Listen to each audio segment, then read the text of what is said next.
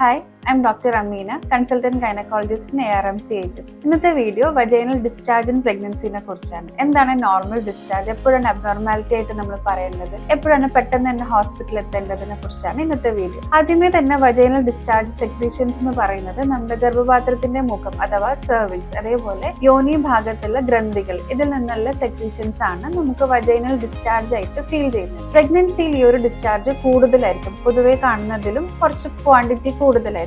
അതിന് ലുക്കോറിയ എന്നാണ് പറയുക. അതിന്റെ റീസൺ പറയുന്നത് പ്രഗ്നൻസിയിൽ ഈസ്ട്രജൻ ലെവൽ ഹോർമോൺ കൂടുന്നത് കാരണം ബ്ലഡ് സർക്കുലേഷൻ യൂട്രസിലോട്ടും സെർവിക്സിലോട്ടും വജൈനയിലോട്ടും കൂടുന്നത് കാരണമാണ് ഈ ഒരു ഡിസ്ചാർജ് കൂടുന്നത്. നോർമൽ ഡിസ്ചാർജ് എന്ന് പറയുന്നത് ഒരു ക്ലിയർ ട്രാൻസ്പെറന്റ് ഡിസ്ചാർജ് ആയിരിക്കും, അല്ലെങ്കിൽ ഒരു മ്യൂക്കസ് ആയിട്ടായിരിക്കും. അതിന് പ്രത്യേകിച്ച് കളർ ഉണ്ടാവില്ല, നിങ്ങൾക്ക് അത് കാരണം ചൊറിച്ചലോ ദുർഗന്ധമോ ഒന്നും ഉണ്ടാവില്ല. ഈ ഒരു ഡിസ്ചാർജ് നമ്മുടെ സെർവിക്സിനെ സീൽ ചെയ്തിട്ട് ഏനൽ റീജിയനിലും വജൈനൽ റീജിയനിലുമുള്ള ഇൻഫെക്ഷൻസ് യൂട്രസിന്റെ അകത്തോട്ട് കടക്കാതെ പ്രിവെന്റ് ചെയ്യും. അങ്ങനെ ഒരു പ്രൊട്ടക്റ്റീവ് മെക്കാനിസം കൂടിയാണ് ഈ ഒരു വജൈനൽ ഡിസ്ചാർജ്. എപ്പോഴാണ് നമ്മൾ ഇതൊരു അബ്നോർമൽ ആയിട്ട് കാണേണ്ടത്? ഈ ഒരു ഡിസ്ചാർജിൽ കളർ ചേഞ്ച് വരിക, ഒരു ലൈറ്റ് യെല്ലോ അല്ലെങ്കിൽ ഗ്രീൻ കളർ വരിക, ഇതിന്റെ കൂടെ ഒരു ദുർഗന്ധം വരിക, നിങ്ങൾക്ക് ചൊറിച്ചൽ അനുഭവപ്പെടുക, യൂറിൻ പാസ് ചെയ്യുമ്പോഴൊക്കെ ഒരു പുകച്ചിൽ വരിക, ഈ ഒരു കണ്ടീഷൻസ് ഒക്കെ ഉണ്ടെങ്കിൽ നിങ്ങൾക്ക് വജൈനൽ ഇൻഫെക്ഷൻ ഉണ്ടാവാനുള്ള സാധ്യതയുണ്ട്. അങ്ങനെ കാണുകയാണെങ്കിൽ തീർച്ചയായും നിങ്ങളൊരു ഡോക്ടറെ കണ്ട് അതിന്റെ ട്രീറ്റ്മെന്റ് എടുക്കണം. കാരണം വജൈനൽ ഇൻഫെക്ഷൻസ് അസെൻഡ് ചെയ്ത് നിങ്ങളുടെ കുഞ്ഞിനെയും കൂടെ ബാധിക്കാനും കോറിയോ ആംനിയോണൈറ്റിസ്, പ്രീടേം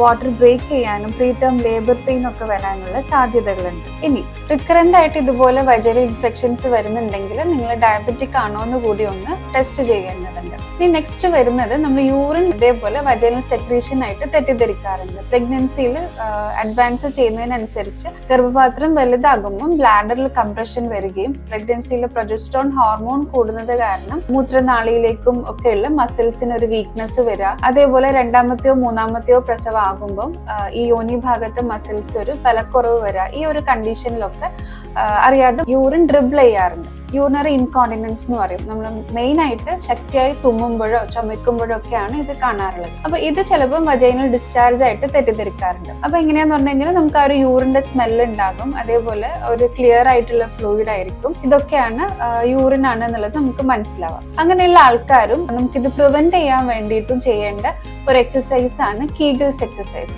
നമ്മുടെ യോനി ഭാഗത്ത് മൂത്രനാളിയുടെയും ആ ഭാഗത്തെ മസിൽസ് നമ്മൾ വെറുതെ ഇരിക്കുമ്പോൾ തന്നെ ഒന്ന് ഇടയ്ക്കൊന്ന് കൺട്രാക്ട് ചെയ്യുക, പിന്നെ ഒന്ന് റിലാക്സ് ചെയ്യുക. ഒരു 5 സെക്കൻഡ്സ് നമ്മളൊന്ന് ഹോൾഡ് ചെയ്യുക, മുറുക്കി പിടിക്കുക, പിന്നെ അത് റിലാക്സ് ചെയ്യുക. അതുവഴി ആ ഭാഗത്തെ മസിൽസിന്റെ സ്ട്രെങ്ത് നമുക്ക് കൂട്ടാൻ പറ്റും. നെക്സ്റ്റ് വരുന്നതാണ് അമ്നിയോട്ടിക് ഫ്ലൂയിഡ് ലീക്കേജ്. അതായത് ബേബിക്ക് ചുറ്റിലുള്ള amniotic fluid, amniotic membrane break ആയിട്ട്, വാട്ടർ ബ്രേക്ക് ആയിട്ട് വജൈനയിൽ കൂടെ വരുന്നത്. അതൊരു എമർജൻസി കണ്ടീഷൻ ആണ്. കാരണം വാട്ടർ ബ്രേക്ക് ചെയ്ത് കഴിഞ്ഞാൽ നിങ്ങൾക്ക് ചിലപ്പം പ്രീടേം ലേബറിനുള്ള ചാൻസസ് കൂടുതലാണ്. അതേപോലെ ഈ ഒരു ഇൻഫെക്ഷൻസ് ഒക്കെ അസെൻഡ് ചെയ്ത് കോറിയോ ആംനിയോണൈറ്റിസും ബേബിക്കുള്ള ഇൻഫെക്ഷനും ഒക്കെ വരാനുള്ള ചാൻസസ് ഉണ്ട്.